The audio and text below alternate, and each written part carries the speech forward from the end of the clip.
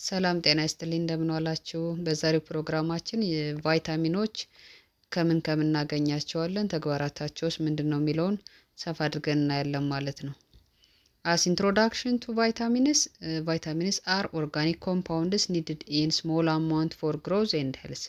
እንግዲህ እንደ መግቢያ ስናይ ቫይታሚን የምንላቸው ከኦርጋኒክ ከሆኑ ከተፈጥሮ ከምናገኛቸው እጽዋት የሚገኝ ሲሆን በጣም በትንሹ ለሰውነታችን እድገትና ጤንነት ጠቃሚ ከሚባሉ ነገሮች አንዱ ነው ማለት ነው። እንግዲህ 13 የሚሆኑ በጣም አስፈላጊ የምንላቸው ኢሴንሻል ቫይታሚንስ አሉ። ከነሱ ውስጥ እንግዲህ በሁለት ከፍለን ነው የምናያቸው፣ ፋት ሶሉብል ኤንድ ዋተር ሶሉብልስ ብለን በስብ የሚማሙና በውሃ የሚማሙ ቫይታሚኖች ብለን ነው የምንወስዳቸው ማለት ነው። እነዚህ በስብ የሚማሙና በውሃ የሚማሙ የሚሉት በኋላ ላይ እያየን እንሄዳለን። ቫይታሚን ኤ፣ ቫይታሚን ዲ፣ ቫይታሚን ኢ ኤንድ ኬ የምንላቸው ፋት ሶሉብልስ የምንላቸው ወይም ደግሞ በስብ የሚሟሙ የቫይታሚን አይነቶች ናቸው። ዋተር ሶሉብልስ የምንላቸው ደግሞ ወደ 8 የሚሆኑ ቫይታሚን ቢ ኮምፕሌክስ የምንላቸው ቫይታሚን ቢ1፣ ቫይታሚን ቢ2፣ ቫይታሚን ቢ3፣ ቫይታሚን ቢ5፣ ቫይታሚን ቢ6፣ ቫይታሚን ቢ7 እና ቢ12፣ ቢ9 እያልን የምንላቸው ወደ 8 የሚሆኑ ቢ ኮምፕሌክስ የምንላቸው በውሃ የሚሟሙ ወይም ደግሞ ዋተር ሶሉብልስ የምንላቸው ነው። ሌላኛው ቫይታሚን ሲ የምንለው ዋተር ሶሉብልስ ከምንለው ውስጥ ነው። እንግዲህ ሁሎችም ፋውንድ ኢን ናቹራል ፉድስ ከተፈጥሮ ምግቦች የምናገኛቸው ናቸው ማለት ነው ሁሉ። ፋት ሶሉብል ቫይታሚንስ ከምንላቸው ውስጥ እንግዲህ ባህሪያቸው ምንድነው የሚመስለው? ካራክተሪስቲክስ ኦፍ ፋት ሶሉብል ቫይታሚንስ ካልን ባህሪ መገለጫቸው ምንድነው ከተባለ ስቶርድ ኢን ቦዲ ፋትስ ኤንድ ሊቨርስ ለረጅም ጊዜ ከሰውነታችን ፋት ከተከማቸው ላይና ከጉበታችን ላይ የመቆየት እድል አላቸው ማለት ነው። ለረጅም ጊዜ ከሰውነታችን ይቆያሉ። ኢት ኒድስ ፋት ፎር አብዞርቤሽንስ ለመማማት የግዴታ ስብ ያስፈልጋቸዋል ማለት ነው። እነዚህ ለመመጠጥ አብዞርብ ለመደረግ ሰውነታችን እንዲመጣቸው እነዚህን ቫይታሚኖች ስንመገብ የግዴታ ፋት ያስፈልጋቸዋል ማለት ነው።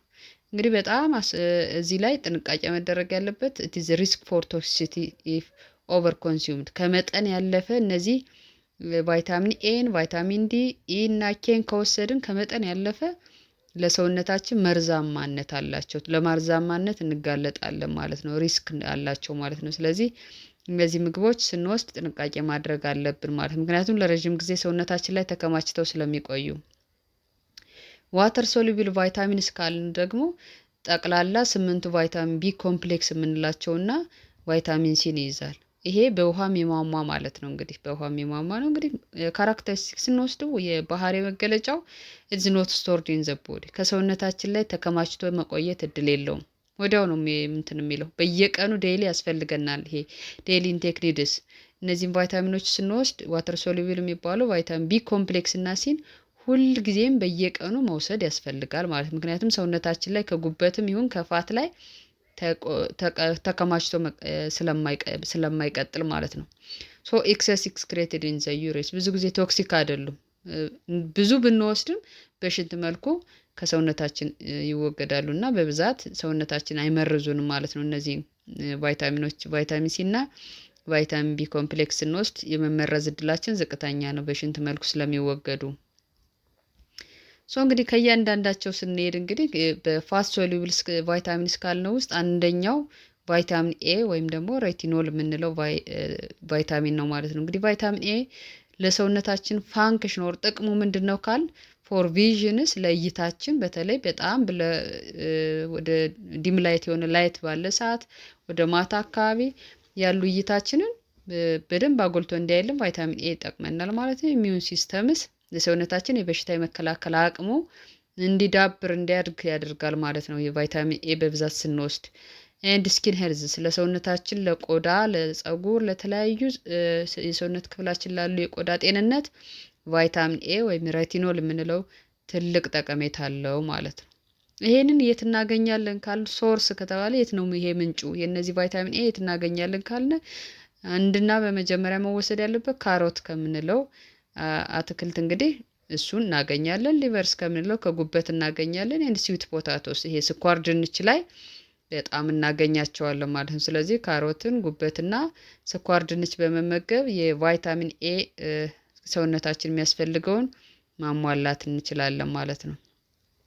ቫይታሚን ቢ ኮምፕሌክስ የሚባሉት እንግዲህ 8 የቫይታሚን አይነቶች አሉ ማለት ነው። እነሱ እንግዲህ ለሰውነታችን ትልቅ ጥቅም አላቸው። ከነሱ እንግዲህ ፋንክሽን ስንወስድ ኢነርጂ ፕሮዳክሽን ነው አንደኛው። በጣም ሰውነታችን ኃይል እንዲያመነጭ ነው፣ እንድንነቃቃ ያደርግልናል። ሌላኛው ነርቭ ፋንክሽንስ በጣም ለነርቫችን በደንብ ሴል ግሮዝ እንዲያደርግና ሪፔር እንዲያደርግ ይጠቅማል ማለት። ስለዚህ የሰውነታችን ነርቭ ፋንክሽን ሪፔር ኤንድ ግሮዝ ለማድረግ ሁለት ጠቀሜታ አለው ማለት ነው። ሌላኛው ይሄ ቫይታሚን ቢ ኮምፕሌክስ ሌሎች ጠቀሜታዎች አሉት በጣም ብዙ የምንላቸው፣ በተለይ ቫይታሚን ቢ 12 እና 9 የምንላቸው 9 እና 12 የምንላቸው ደግሞ ለሬድ ብለድ ሴልስ የቀይ ደም ሴል እንዲመነጭ ያደርጋሉ፣ ፎርሜሽን እንዲደረግ ያደርጋሉ ማለት ነው። እነዚህ እጥረት ሲገጥመን ግን ብዙ ጊዜ የደም ማነስ ይከሰታል ማለት ነው። በተለይ ነፍሰ ጡር እናቶች እነዚህ እጥረት እንዳይከሰቱባቸው ጥንቃቄ መደረግ አለበት። እነዚህን ቫይታሚኖች መውሰድ አለባቸው ነው። የት እናገኛቸዋለን ካልን ደግሞ ሶርሳቸው ሆል ግሪንስ ከሁሉም ጥራጥሬ እህሎች ላይ ይገኛሉ ማለት ነው። ቫይታሚን ቢ ኮምፕሌክስ ከሁሉም ጥራጥሬ ምግቦች ላይ ኤንድ ኢግስ ከእንቁላል ላይ እናገኛለን፣ ከስጋ ላይ እናገኛቸዋለን ማለት ነው እነዚህን ነገሮች። ስለዚህ እንቁላል በመመገብ ስጋ በመመገብ እና ጥራጥሬዎችን በመመገብ ቫይታሚን ቢ ኮምፕሌክስ የሚባሉትን ካሉት ውስጥ ከ13ቱ የ8ቱን ከጥራጥሬ ከእንቁላልና ከስጋ ምንጮች እናገኛቸዋለን ማለት ነው። ቫይታሚን ሲ የምንለው ሌላኛው አስኮርቢክ አሲድ ከምንለው አንደኛው ቫይታሚን በጣም ጠቃሚ ለሰውነታችን ነው። እሱ እንግዲህ ጠቅሞ ምንድነው? ኢት ኢዝ ኢሚዩኒቲ ኤንድ ውንድ ሂሊንግ ለሰውነታችን የበሽታ የመከላከል አቅማችን እንዲጠነክር ያደርግልናል። ሌላኛው ሰውነታችን ቁስለት እንኳን ቢገጥመን ቫይታሚን ሲ እጥረት ከሌለብን ቶሎ ያ ቁስል የማገገም እድል አለው ማለት ነው።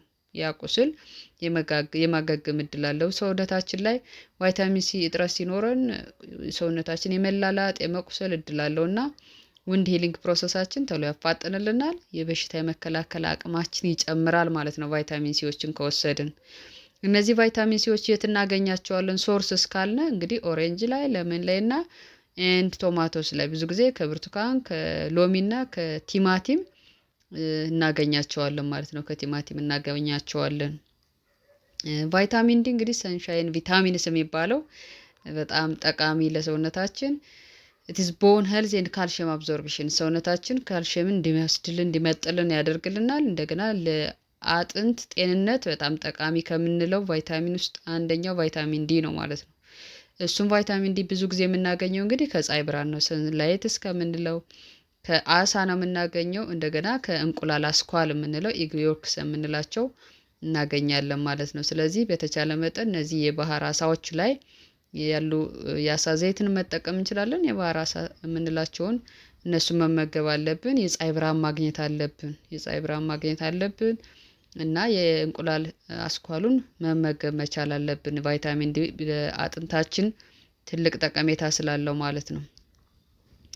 ቫይታሚን ኤ የምንለው ትልቁ ጠቀሜታው ኢት ኢዝ አንቲኦክሲዳንት ኤንድ ስኪን ሄልዝ ለሰውነታችን አንቲኦክሲዳንት የምንለው ብዙ ጊዜ ሰውነታችን የመመረዝ እድል ካለ እሱን ሚኒማይዝ ይቀንስልናል ማለት ነው። ለቆዳችን ጤንነት አጠቃላይ ስኪን ሄልዝ ቫይታሚን ኤ ኤንድ ቫይታሚን ኤ ትልቅ ጠቀሜታ አላቸው ማለት ነው። ስለዚህ እነዚህን ምግቦች ስንመገብ ጤነኛ የሆነ የቆዳ የፀጉር ችግሮች ይቀረፋሉ ማለት ነው። ሰውነታችን በተለያዩ ነገር የመመረዝ እድል ቢገጥመውም እሱ አንቲኦክሲዳንትስ ነው ማለት ነው ቫይታሚን ኤ።